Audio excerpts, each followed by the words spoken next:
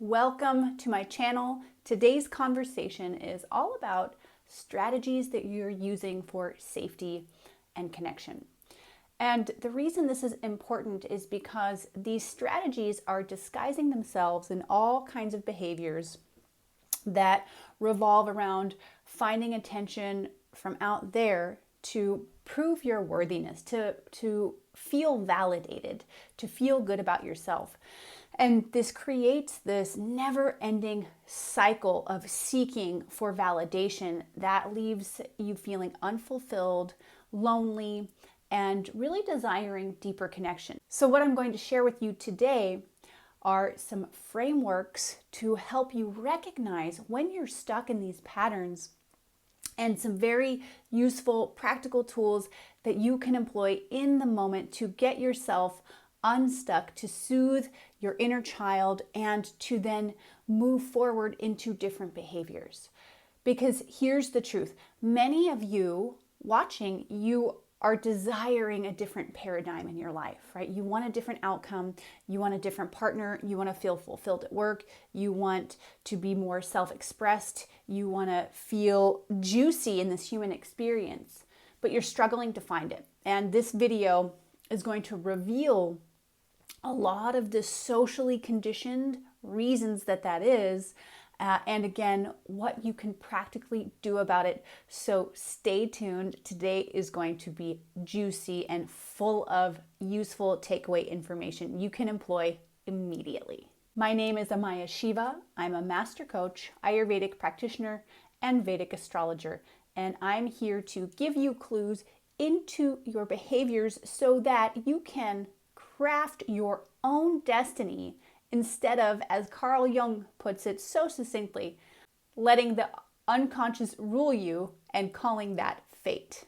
We are here to craft our realities intentionally, and it is my honor to help you do so using the tools I have found highly effective, not only within myself, but within my clients. So make sure that you hit that like button and subscribe if you find this useful, and share it with your friends. So everybody has different strategies that they use to acquire safety and connection with other human beings.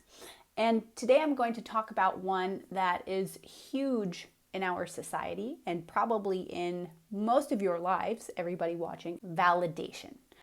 And we are conditioned from a very young age to seek validation from outside of ourselves as proof that we are part of the tribe, as proof that we are safe, and as proof that we are valuable to the world. And on some level, this can be really useful feedback, right?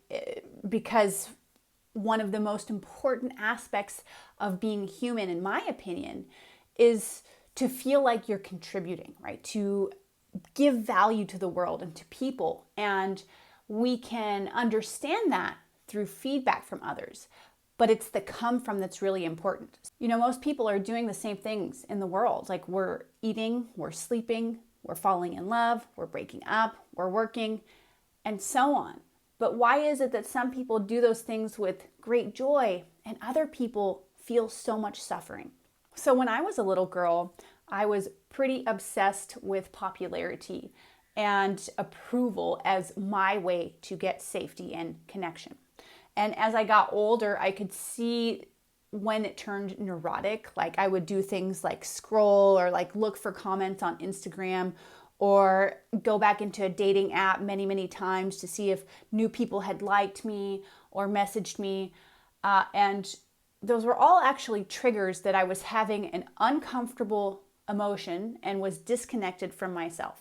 And I'm not that unique. I am very special, but most of my patterns and behaviors are seen in millions of other people around the world. So I started to notice these triggers.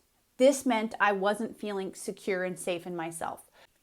So if I was rejected by somebody or something, I would then turn to these other methods of seeking approval, seeking validation. So how do we get out of the outside in game where we're sourcing approval and validation from somewhere out there and turn it back into, I am perfect, whole, complete, not finished yet, and I have all that I need within me?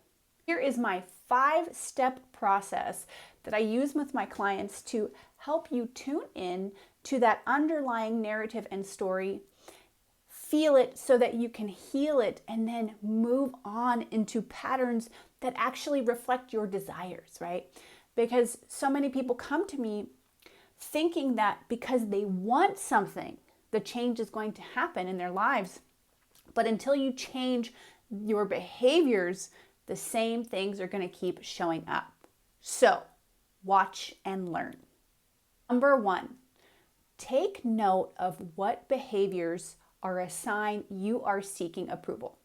Now, this can show up in a number of ways, and I mentioned a few patterns I've seen in myself and in clients that include scrolling, trying to make everything perfect for somebody's trip or arrival, micromanaging, things like this. And it can really take many forms.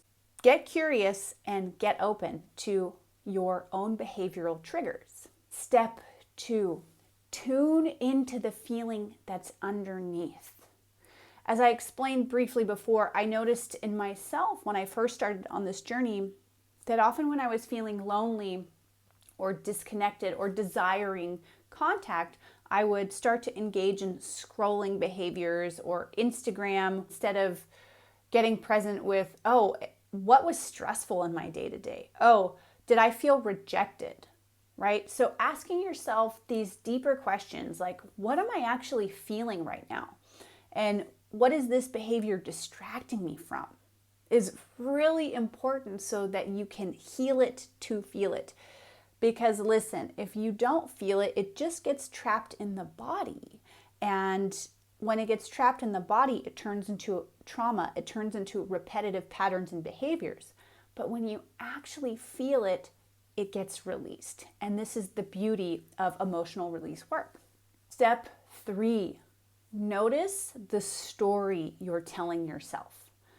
So one great example, I have a client, she's amazing, successful woman, and when her mom would come visit, she would go into a lot of stress about her mom's arrival.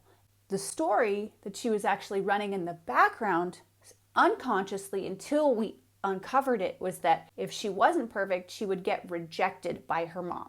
So that's a lot of pressure to put on yourself, right?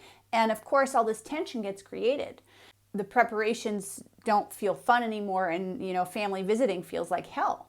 So in that situation, what we were able to do is identify that and identify the real need underlying the story, which brings us to step 4, is allowing yourself permission to feel it, right? So often we shame ourselves and judge ourselves for feelings that we have, for needs that we have, and we suppress them. And a much better strategy is to allow yourself to feel it, right? Really allow yourself to sit with that story, soothe that inner child part of you, and then after having fully acknowledged it, you can shift gears. Which brings me to step 5, is this true, right? You should be asking yourself, is this story actually true? Or is this an outdated narrative from my childhood or another relationship where I had to use a different survival strategy and mechanism? Tapping into the truth of the story is also very helpful because it allows you to have compassion, it allows you to have a greater viewpoint and perspective, and it allows you to shift gears and move on so that you can start to enjoy your life instead of being controlled by outdated stories and behaviors. So putting all of this together gives you a very powerful framework to start to release some of these built up patterns and stories that you've been carrying around for way too long, and it's time to be free of. If this was useful for you, make sure to like this video and subscribe to my channel. And if you are seeking support on this journey, you can always find me on Instagram at Amaya Shiva and send me a DM, and I will help you get started on this path. Thank you so much for joining. Let me know what landed in the comments, and I look forward to seeing you all very soon.